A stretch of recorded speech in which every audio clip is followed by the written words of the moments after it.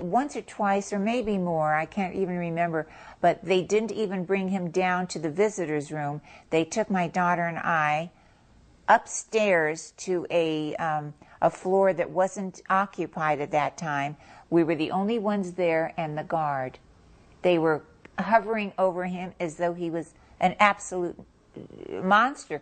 What could he possibly do? You know? Could he make a computer out of the telephone? Or, I don't know what they were afraid of. First of all, he had no desire to. Secondly, it wouldn't have accomplished anything. Thirdly, he couldn't do it. Kevin managed to elude the authorities into the next year.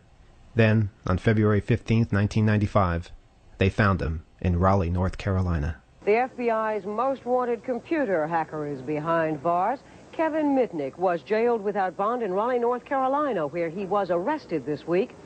He's accused of breaking into corporate computers nationwide. Private computer experts say so many other hackers are at work that privacy is virtually impossible.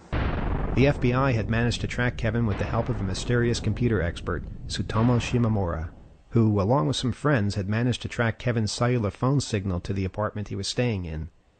One of Shimamura's friends who was there while the cellular signal was being traced was none other than John Markoff, who wrote an even bigger front-page story this time. Sure enough, I opened the door the next day to the hotel room, and there was the Times outside the door, and I picked it up, and I just thought, oh my God. This article had a whole new list of things that Kevin had supposedly done, including breaking into Shimamura's ultra-secure computer, leaving nasty voicemail messages, and stealing 20,000 credit card numbers, something that was mentioned in the first paragraph on the front page. But 13 paragraphs later on page D17, it was revealed that he had never used any of them.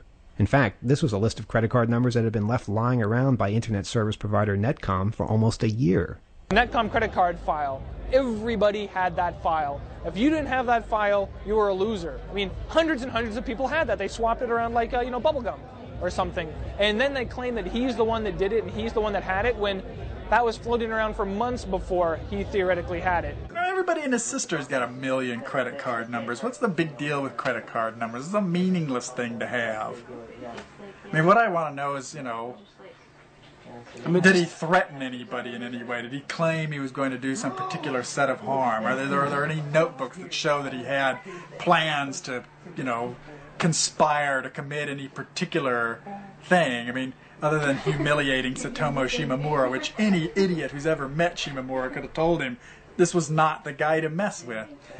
I met Shimamura once. The first time I met Shimamura, it was in front of Congress, and I was testifying to a congressional subcommittee, and here's this guy in sandals and ragged-ass cutoffs, and the rest of us are done up and tied, and it's me and the Attorney General from New Jersey, and we're sitting there, and and we're giving our best sort of, yes, we're in front of Congress thing, and Shimamura's there, and this, surfer gear, and he pulls out this AT&T cell phone, pulls it out of the shrink wrap, finger hacks it, and starts monitoring phone calls going up and down Capitol Hill while an FBI agent is standing at his shoulder listening to him.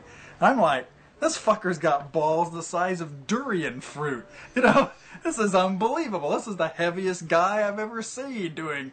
He's hacking, right? He was finger hacking this phone in front of Congress with 2 FBI agents and John Gage from Sun Microsystems in the room from him. And I was like, wow, I was impressed. Inside of a week, Shimamura and Markoff had signed a book deal estimated to be worth $750,000. It would be another 19 months before Kevin would even be indicted. The book, entitled Takedown, was finished by the end of the year. When I read it, I was aghast. I was aghast. It was Tsutomu's eating and skateboarding habits. I'd been to a lot of the restaurants he'd been to, but I don't think I needed a hacker book to tell me about them. Takedown, wow. I don't know what I want to say about Takedown. Takedown was not well received. 1996 came and went, as did 1997.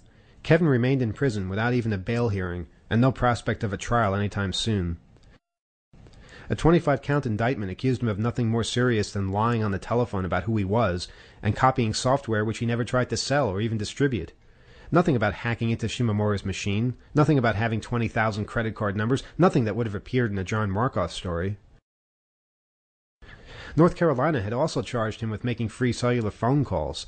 Kevin was given a 2-year sentence, more than he would have gotten for manslaughter, but the federal charges still remained. They even put him in solitary confinement again because the prison authorities convinced themselves that he was going to build a transmitter out of a Walkman, sneak into the warden's office, and monitor his conversations. The mainstream media made light of it, claiming Mitnick was put in solitary for having too many cans of tuna. What everyone seemed to forget was that years were going by, and this guy had yet to be tried. And then things got a whole lot worse. June 1998. A movie version of Takedown was announced. Skeet Ulrich, who played a killer in Scream, was set to play Kevin Mitnick, and Russell Wong from the Joy Luck Club would be Tsutomu Shimomura.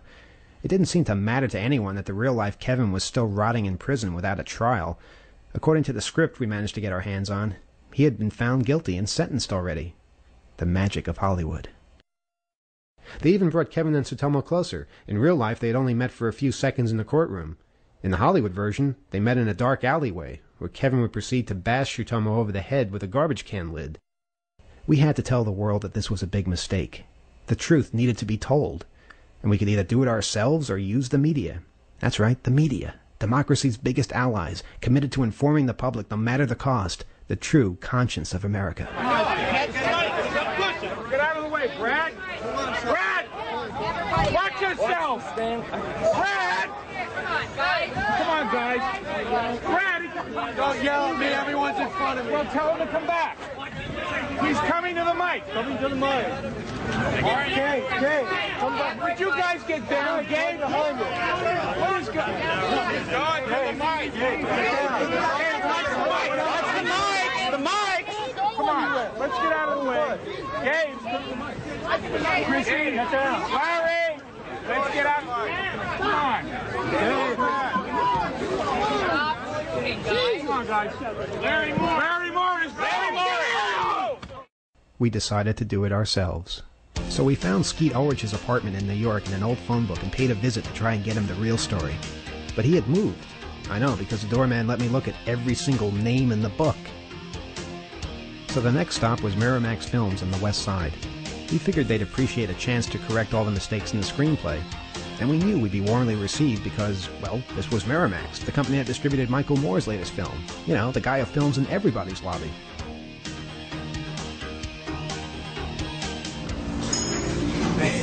Hi, we're here for Miramax. Miramax? Have I seen you? Sorry, you can't film in here. You can't film in here? No, it's a landmark. Sorry, you can't. Yeah, this is So there's no way you can call upstairs that's and tell the them pictures that to we're show down you. here. You have to call them. They will call me. After they call me, let me This wasn't going well.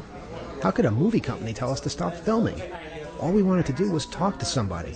because of the fact that they need a license to show anything. What a letdown. Well, his light is on, so he's capturing everything. So if you could please go outside before he has to call the police. All right, well, we don't want that, so we'll go outside and wait. We called the office and waited to hear back from them, but we never did. It was like they were scared of us. Maybe they actually agreed with Bill Clinton that hackers were as one-dimensional as they were in this movie script. How could we get them to see the other side? That night, New York City introduced unlimited ride Metro cards, and we decided to figure out how long it would take for our cards to reset so we could let people in for free.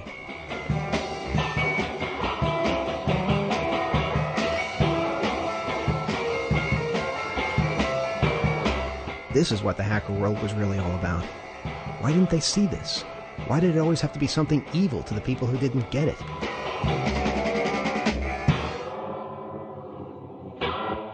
We had only one option. Okay, for Off the Hook, I recently heard the show where you guys received a copy of the script for Takedown. I found it to be really amusing how the scriptwriters can take the truth and not twist it or fabricate it, but just plain lie about what happened. I've heard about Kevin's story, and thanks to Off the Hook, I heard about this meeting, and I decided to come and see what I can do to help. It wasn't from me, it was from somebody else, but I knew exactly who it was. Is there a good catchiness? Oh, yeah. From Supermax to Miramax. 3.5 years with no trial. And then you can make another one from Miramax to Supermax. And no trial. When they see 2 free Kevin stickers, when they see 10, 20, 100, they're going to say, who the hell is Kevin? And they're going to keep saying it until somebody answers them. 1 or 2 people that know more about it, or 1 or 2 people more on our side. Those 2 people get 2 people, we get 2 people, you know how it works. Yeah, basically, we're going to be in their face every step of the way. And if it comes to showing this thing in the screen, you know, in theaters, we're going to be there too. I mean, what we're doing now isn't going to be finished until Kevin has his trial, until Kevin's out. Guilty by Hollywood or something like that. That's a good one. That's good. I like that. Yeah, I did look at the script, and I don't know. It's a shame, and it definitely shouldn't be something out there for someone who knows very little about Kevin to then see this movie and have ideas in their head that are untrue. We had tried talking to them, and they wouldn't listen. Now, by having a demonstration outside their offices, they would have to listen. But we were a bunch of hackers. What did we know about demonstrations? Just that they can turn into riots, especially when the mayor was banning demonstrations outside City Hall and the cops were shooting people a whole lot more. We needed guidance. Someone with experience. We looked all over town for an activist, maybe one of those gray-haired hippies from the 60s. We found one. Sort of.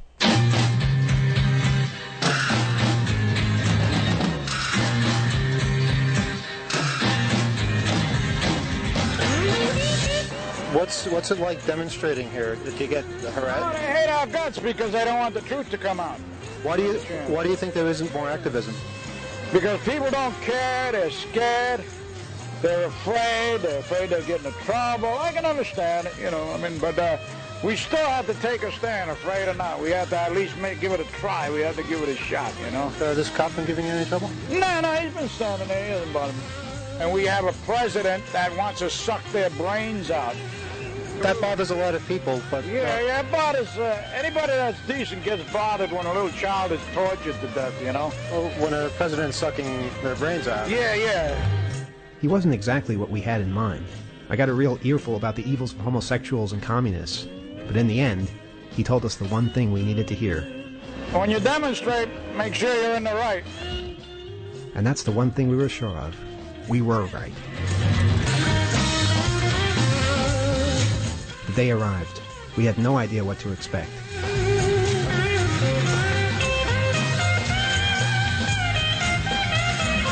We just kind of stood there for a while, not knowing what to do. Our converted phone company van got more attention than we did. My name is Noah Kinnickstein. I'm an attorney. For Miramax or for... No. For you all. I didn't even know. I didn't even know who was... Yeah, no, I'm not from... I'm representing you all. Oh, okay, great. So no one's getting arrested, right? I didn't plan on it. Good. The National Lawyers Guild actually sent someone to protect us, and that was the turning point. Things began to come together. Even members of the media started to show up. It seemed like everyone except Miramax was taking this seriously. We learned that when you stand outside a film studio's offices with picket signs, people notice.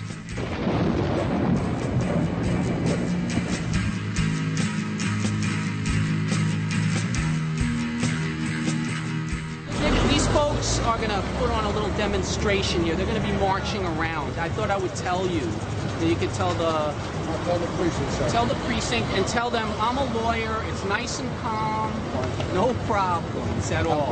But they're going to have a little and they're going to be marching around. So if you want to have, I'll have that. I want to just tell you that. I appreciate that very much. All right. Can you tell me approximately, sir, how many? I would say there's going to be maybe 50 people, Patty. 50 to 60, maximum 50. Maximum 50. 60 people? What area are you doing it in? They're going to do it here in front of Miramax Films. They're demonstrating about a movie that they're making. I see. Okay, fine. I appreciate you stopping me. Right. And I'll have the precinct consent. I'll tell them that, sir. Right. Thank you very much for your advice. No, they're not going to come on purpose. People are, you're talking about suits. They don't give a fuck. You got to go hand it to them. Don't harass the people that walk by. Some people have crises going on in their lives. They can't be bothered with our problems. Y'all have a permit? Do y'all have a permit? Who's in charge out here? Do y'all have a permit? All right, as long as you don't block in front of the entrance, you stay to the side, please. Thank you.